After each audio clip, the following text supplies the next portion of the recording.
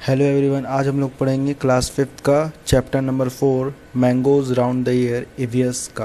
Okay, तो चलिए अब शुरू करते हैं। यहाँ कुछ बच्चे नज़र आ रहे हैं। नीतू, अमन और प्रीति हैं। नीतू अमन के लंच बॉक्स देखकर बोलती है, वाह अमन, तुम्हारे लंच बॉक्स में तो पूरी है। और अमन नीतू के लंच बॉक्स में देखकर बोलता है, तुम्हारे लंच बॉक्स में तो आज आलू की सब्ज़ी है। प्रीति के लंच बॉक्स में भिंडी की सब्ज़ी होती है और अमन नीतू को बोलता है, ओह नीतू, तुम्हारे आलू की सब्ज़ी तो ख़राब हो चुकी है। नीतू को बोलता है कि तुम्हारी आलू की सब्ज़ी ख़राब हो चुकी है। प्रीति बोलती है, उसे मत खाओ। प्रीति क्या बोलती है? उसे मत खाओ, तुम बीमार पड़ सकती हो अगर वो ख़राब आलू की सब्ज़ी खा ली तो। तुम मेरी भिंडी की सब्ज़ी खा लो। ठीक है, तो यहाँ पर ये प्रीति बोलती है, तुम मेरी भिंडी की सब्ज़ी खा लो, तुम्हारे आलू की सब्ज़ी क्या हो गए, ख़राब हो चुके हैं, तुम मेरी भिंडी की सब्ज़ी खा लो। यहाँ पे क्वेश्चन ये है कि how did Aman know that the potato सब्जी हैड गॉट स्पॉइल्ड। अमन को कैसे पता चलता है जो आलू की सब्ज़ी वो ख़राब हो चुकी। तो अमन को पता चलता है उसके बैड स्मेल की वजह से, बदबूदार महक रहा था, बहुत ख़राब महक रहा था, इस वजह से वो पता चल जाता है कि वो जो सब्ज़ी आलू की वो ख़राब हो चुकी है। The bad smell from the potato sabzi gave the clue. Second question is that how have you ever seen some food that has got spoiled, how did you know that it was spoiled.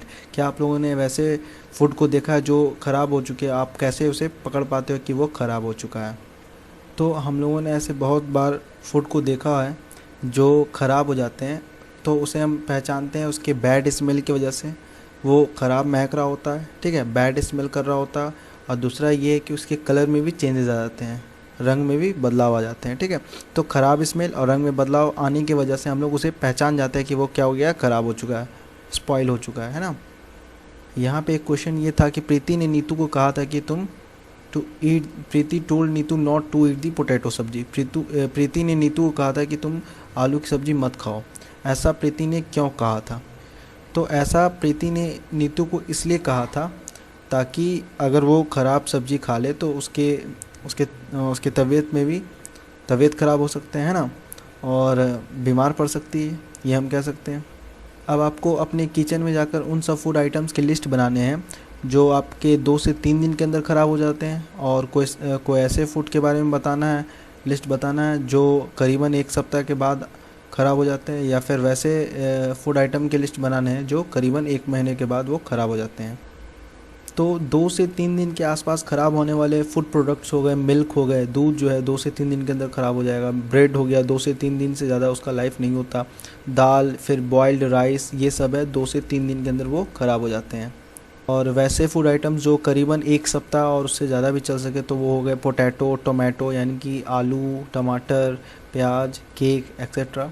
वैसे यहाँ पे वैसे food item हैं जो करीबन 1 महीने तक चले, जैसे फ्लोर हो गया, रॉ हो गया, राइस हो गया, कच्चे चावल है ना, कच्चे चावल हो गया, मैदा हो गया, ये सब करीबन 1 महीने तक चला जाता है। अचार हो गया, घी हो गया, ये सब 1 महीने तक भी ख़राब नहीं हो सकते, 1 महीने से ऊपर भी चले जाते हैं। अब अपने दोस्त के लिस्ट को भी चेक करना है कि उनके लिस्ट में और आपके लिस्ट में क्या डिफरेंस है। तो आप क्या पाओगे कि will your list be the same in all season, क्या जो फूड का लिस्ट है वो हर सीज़न में सेम होता है। व्हाट वुड चेंज, क्या क्या चेंज होता है, क्या क्या बदलता है।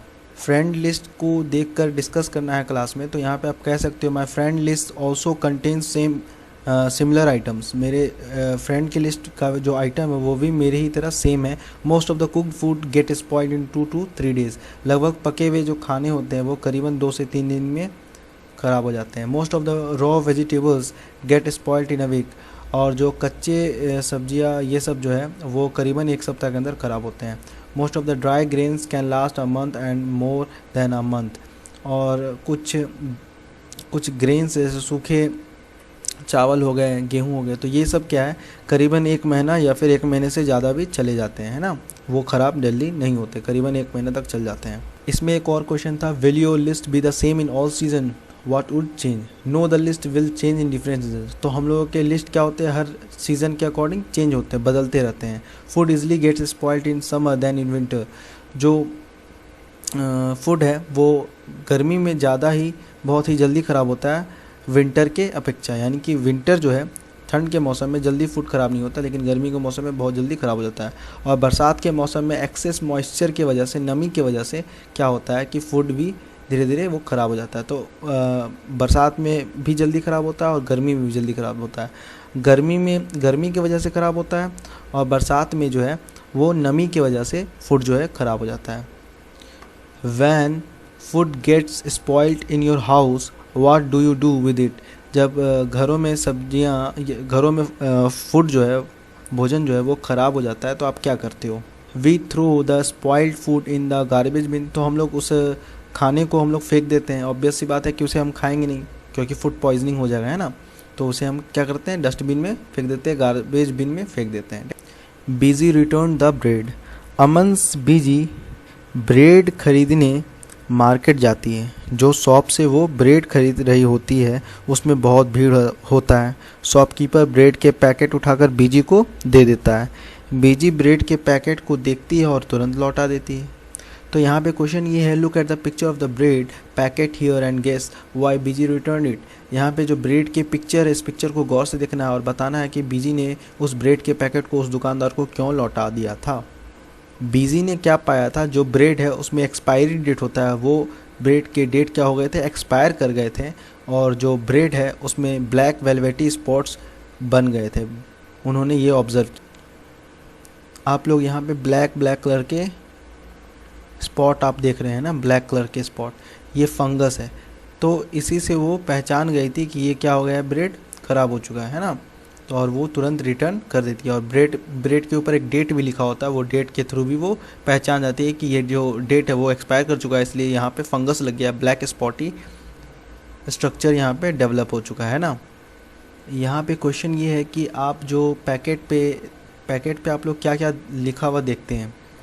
पैकेट पे क्या क्या लिखा होता है? प्राइस लिखा होता है कितने रुपए का है, वेट लिखा होता है कितने वजन का है ना, कितने ग्राम का, किलोग्राम का है, डेट ऑफ मैन्युफैक्चरिंग लिखा होता है कब वो बना है, और एक्सपायरी डेट उस फूड का कब है, मतलब वो कब एक्सपायर कर जाएगा, उसके बाद वो फूड को नहीं खाया जा सकता। और उसके ऊपर पैकेट के ऊपर इंग्रेडिएंट्स लिखा होता है, यानी कि वो किस किस चीज़ से बना हुआ है ना।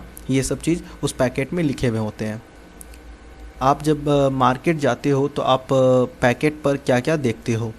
तो आप ये कह सकते हो, जब भी आप मार्केट जाते हो तो आप मैन्युफैक्चरिंग देखते हो, यानी कि वो पैकेट जो है, वो फूड आइटम जो है वो कब बना है और उसके एक्सपायरी डेट कब है, यानी कि वो कब ख़त्म हो जाएगा, उसके बाद उसे यूज़ नहीं किया जा सकता। और आप प्राइस भी देखते हो और वेट भी देखते हो, कितना वज़न का और कितने प्राइस का है ना, मतलब कितने किलोग्राम का, ये भी देखते हो कि 500 ग्राम है, 200 ग्राम है, 1 kg 2 kg एंड मोर। इस तरह के वज़न को भी देखते हैं, वेट को भी देखते हैं, और रेट को भी देखते हैं, और एक्सपायरी डेट को भी ज़रूर देखते हैं कि वो कब ख़राब होने वाला है।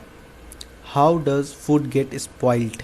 इस एक्सपेरिमेंट को आप करके देखेंगे। ब्रेड या रोटी का टुकड़ा लेना है, उनके ऊपर पानी के कुछ बूंद छिड़क देने हैं, फिर उस ब्रेड को एक बॉक्स में रख देना है।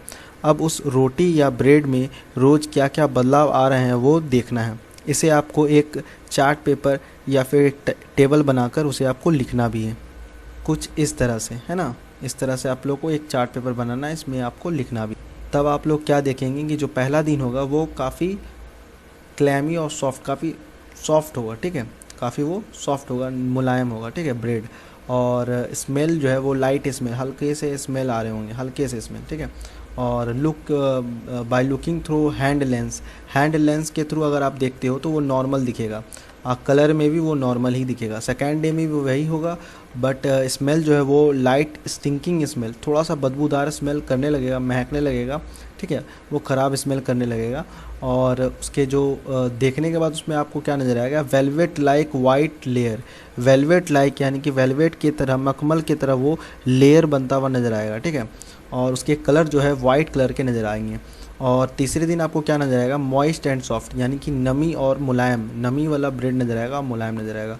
और तीसरे दिन वो महक चुका होगा, वो महक रहा होगा, और उसके structure velvet like white layer ही होंगे और कलर जो है वाइट होगा। और चौथे दिन भी moist and soft, stinking smell, greenish white coloured, इस तरह के कलर होंगे। फिर पाँचवें दिन भी ग्रीन कलर के वो बढ़ते चले जाएंगे, ग्रीन और ब्लैक कलर के जो पैचेज़ है वो आने लगेंगे छठे दिन, ठीक है। इस तरह के स्ट्रक्चर आपको नज़र आएंगे। और कलर वाइज वो ग्रीनिश ब्लैक कलर होगा, यानी कि हरा और ब्लैक कलर का कॉम्बिनेशन आपको ब्रेड के ऊपर नज़र आने लगेगा। अब आपको ये बताना है कि ऐसा क्यों होता है कि वो ब्रेड के ऊपर फंगस हो जाता है और वो इस तरह से क्यों दिखने लगता है, और वो जो फंगस है वो कहाँ से आता है। ये जो एक्चुअल में होता है ये ब्रेड के सड़ने के वजह से होता है। फंगस के जो स्पोर्स होते हैं वो हमारे एयर में मौजूद होते हैं, हवाओं में क्या होते हैं वो मौजूद होते हैं। When they get a moist surface and food, जब वे नमी वाले सरफेस को पाते हैं और ये फूड आइटम को जब वो पाते हैं तो वहाँ पे वो ग्रो करना स्टार्ट हो जाते हैं।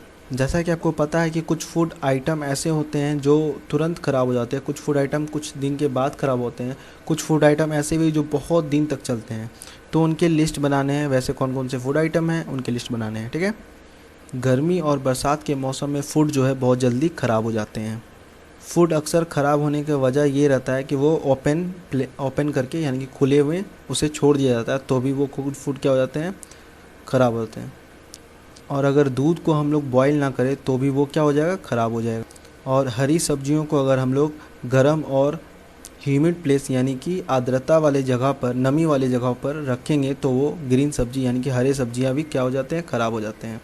और अचार को भी अगर ढक कर ना रखा जाए तो नमी की वजह से वो भी क्या हो जाएंगे, ख़राब हो जाएंगे। यहाँ पर कुछ फूड आइटम्स दिए हुए हैं और उनके मेथड्स दिए हुए हैं, इनको आपको मैच करना है कौन कौन से वो सही होंगे, ठीक है, आपको मिलाना है। तो हम लोग मिल्क को फ्रेश करने के लिए हम लोग क्या करेंगे, इसका क्या मेथड है, बॉईल करेंगे, क्या करेंगे, अच्छे से बॉईल करेंगे। और पके हुए चावल को हम लोग क्या करेंगे, put in a ball and keep the ball in container with some water, इसे बॉल में रखेंगे और कंटेनर में ढक कर रखेंगे विथ सम वाटर, ठीक है।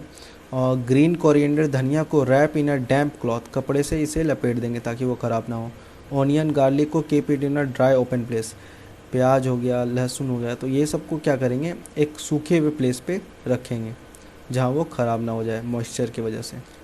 समर ट्रीट मेमिडी टांड्रा, चिट्टी बाबू और चिन्ना बाबू आंध्र प्रदेश के अत्रयपुरम शहर में रहते हैं। दोनों भाई समर हॉलीडेज़ यानी कि गर्मी की छुट्टी में आम के बगीचे में गुजारते हैं।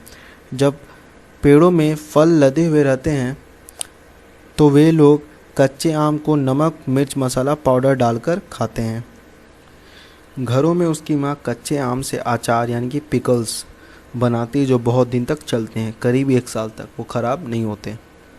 One evening while having food Chinna Babu asked, Chinna Babu ने एक दिन शाम को भोजन करते वक्त अपनी अम्मा से बोला, अम्मा तुम हम लोग के लिए आम पापड़ यानी कि ममीडी टांड्रा बनाओ, हम लोग के पास तो इतने सारे आम हैं। उनके पिताजी ने कहा, आम पापड़ बनाने में करीब 4 सप्ताह की कड़ी मेहनत लगती है, अगर तुम इसे बनाने में हमारी मदद करोगे तो ज़रूर बनाएंगे। दोनों भाई मदद करने के लिए तैयार हो जाते हैं। दोनों भाई अपने पिता के साथ बाजार जाते हैं। उन्होंने पाम के पेड़ के पत्ते से बने हुए मैट यानी कि चटाई को खरीदा, नारियल भूसी से बना हुआ स्ट्रिंग और कुछ गुड़ और चीनी भी खरीदा। ये रहे दोनों भाई, चिन्ना बाबू चिट्टा बाबू और उनके अप्पा, है ना। और ये आम के पल्प इस तरह से रस निकलते हैं, ठीक है। और ये रहे चटाई जिसको हम लोग मैट बोल रहे हैं, जो बने हुए हैं पाम के पेड़ से, पत्तों के द्वारा बनाए जाते हैं। इनके ऊपर इस तरह से स्प्रेड किया जाता है, लेयर बाय लेयर से बनाया जाता है, तब जाकर ये तैयार होता है। और ये सब ये खाकर टेस्ट करके बता रहे हैं कि कैसा बना है। अम्मा ने उस जगह को चुना जहाँ धूप आ रही थी। दोनों भाइयों ने ऊंचे प्लेटफॉर्म को बनाया पोल्स की मदद से। अगले दिन अप्पा ने पके हुए आम को चुना। उन्होंने आम रस को एक बड़े से बर्तन में लिया। उन्होंने रेसे यानी कि फाइबर को हटाने के लिए मलमल के कपड़े को लिया। मुस्लिन क्लॉथ का मतलब होता है मलमल के कपड़े, ठीक है। फिर चिट्टी बाबू ने गुड़ के टुकड़ों को डाला ताकि उसमें लम्प्स यानी कि गांठ ना पड़े। उन्होंने गुड़ और चीनी को बराबर मात्रा में डाला। Chinna Babu mixed the jaggery and sugar well with a big spoon. Chinna Babu ने गुड़ और चीनी को बड़े से चम्मच से अच्छे से मिक्स कर दिया। अम्मा ने आम के रस के पतले परत को उस मैट पर फैला दिया। उस पतले से परत को धूप में सूखने के लिए छोड़ दिया। अम्मा ने धूल से बचाने के लिए उसे साफ साड़ी के कपड़ों से ढक भी दिया। The next day they again took out some mango pulp. अगले दिन उसी सूखे लेयर पर फिर से वही गुड़ चीनी आम रस के मिश्रण को उस पर फैला दिया। ये काम को दोनों भाइयों ने भी किया। दोनों ने मिलकर इसी प्रकार बहुत सारे लेयर परत चढ़ाए। 4 सप्ताह तक लगातार लेयर पे लेयर चढ़ाया गया। जब तक वह 4 सेंटीमीटर थिक मोटा लेयर नहीं बन गया, अब वह लेयर परत जो है गोल्डन केक की तरह दिखने लगा था। अम्मा ने कुछ दिन बाद कहा, ममीडी टांडरा आम पापड़ बन चुका है। हम लोग कल इसे निकालकर कई पीसेस में काट कर अलग कर देंगे। अगले दिन आम पापड़ को उस प्लेटफॉर्म से उतारा गया और उसे छोटे छोटे टुकड़ों में काट दिया गया। वे दोनों भाइयों ने आम पापड़ ममीडी टांडरा को टेस्ट किया और बोला, बहुत ही टेस्टी बना है।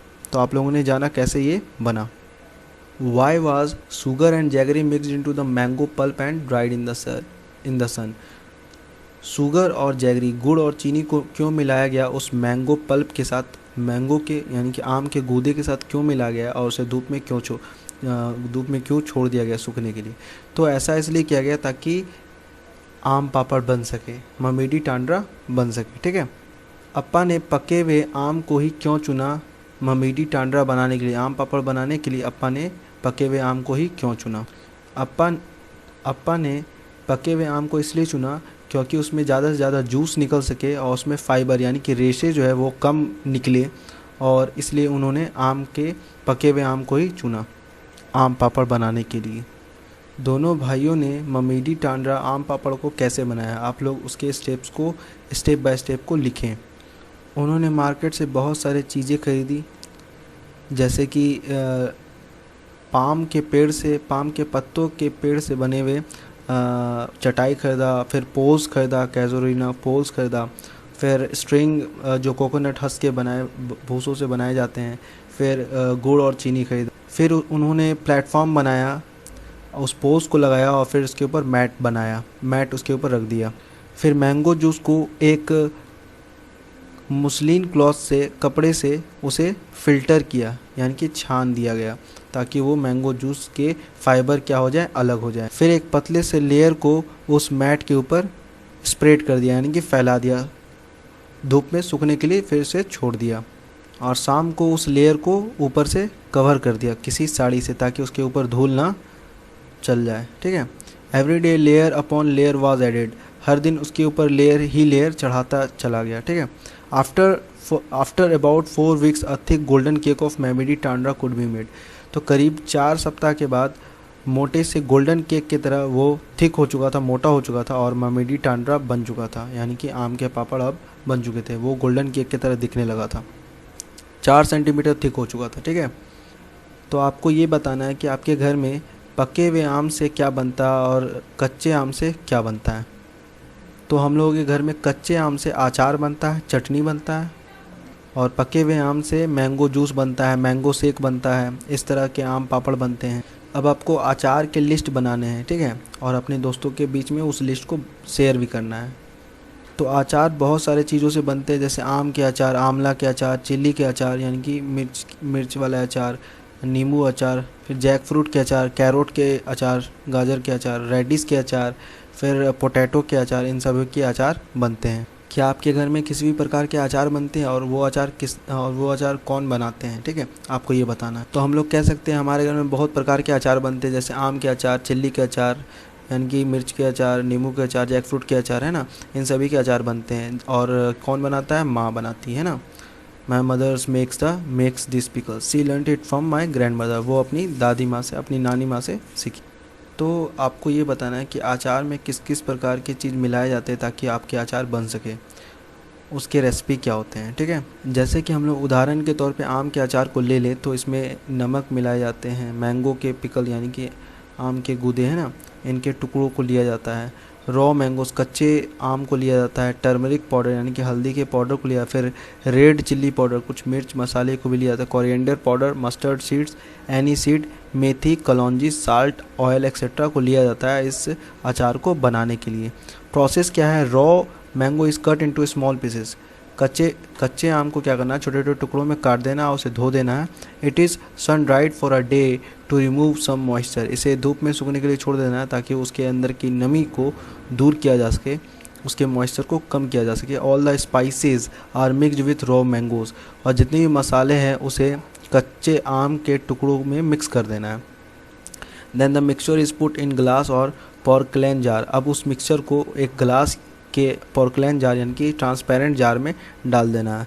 Oil is put so that the pickle mixture gets submerged in the oil, अब उसके अंदर कुछ ऑयल डालकर उस पिकल मिक्सचर को उसमें डाल देना है। थोड़ी देर के लिए बहुत दिन के लिए छोड़ देना। This is left in sunshine for about a week, करीब एक सप्ताह तक उसे धूप में छोड़ देना है। ठीक है, आपके घर में इन सभी प्रोडक्ट कैसे बनते हैं, जैसे how are the things made in your house, papad, chutney, badiya, फिर सॉस, ये सब कैसे बनते हैं। पापड़ जो है बहुत सारी चीज़ों से मिलकर बनता है, जैसे लेंटिल्स से बनता है, पोटैटोज़ ऑल्सो फ्रॉम पोटैटोज़, फिर जैसे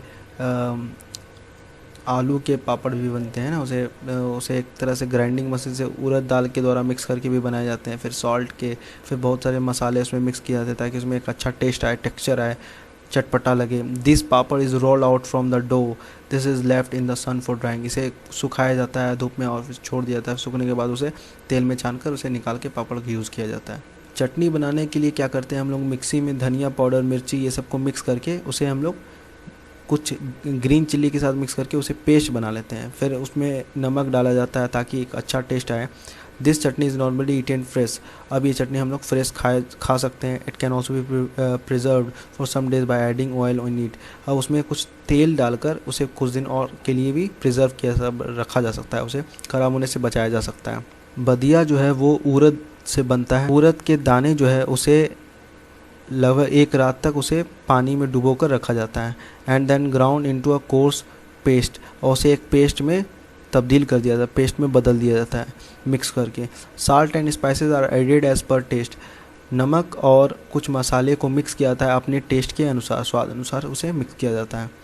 the small lumps are made on a cloth and left to dry in the sun, छोटे छोटे उसमें लम्स बन जाते हैं, उसे made on a cloth and left to dry in the sun, उसे हम लोग लम्स को बाहर करेंगे और उसे धूप में सूखने के लिए छोड़ देते हैं, तब वो बनकर तैयार हो जाता है। 2 दिन का सफ़र है पुणे से कोलकाता के बीच में, आप एक ट्रिप पर जा रहे हो, किस तरह के फूड आइटम को आप कैरी करते हो उस ट्रिप के दौरान, और उस फूड आइटम को आप कैसे पैक करते हो, और उस फूड आइटम के लिस्ट को बनाकर आपको ब्लैक बोर्ड पर लिखना है या फिर कॉपी पे लिखना है। What food would you eat first, आप किस तरह के खाने को पहले खाना पसंद करोगे।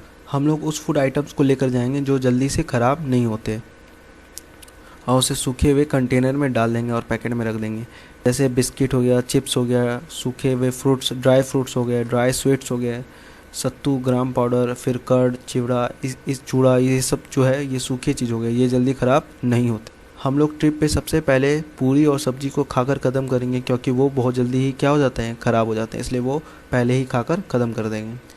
जैसा कि आप लोगों ने देखा होगा कि जो ग्लास जार होते हैं इस तरह के, इन्हें धूप में कुछ देर के लिए सुखाया जाता है। ऐसा क्यों किया जाता है? क्या आपको याद है कि ब्रेड के एक्सपेरिमेंट में हम लोगों ने क्या किया था? तो हम लोग कह सकते हैं कि जार या बोतल को ड्राई यानी कि धूप में सूखने के लिए इसलिए छोड़ा जाता है ताकि उसके अंदर के नमी को, मॉइस्चर को रिमूव किया जा सके, हटाया जा सके, जैसा कि आप लोगों ने ब्रेड के एक्सपेरिमेंट में देखा था।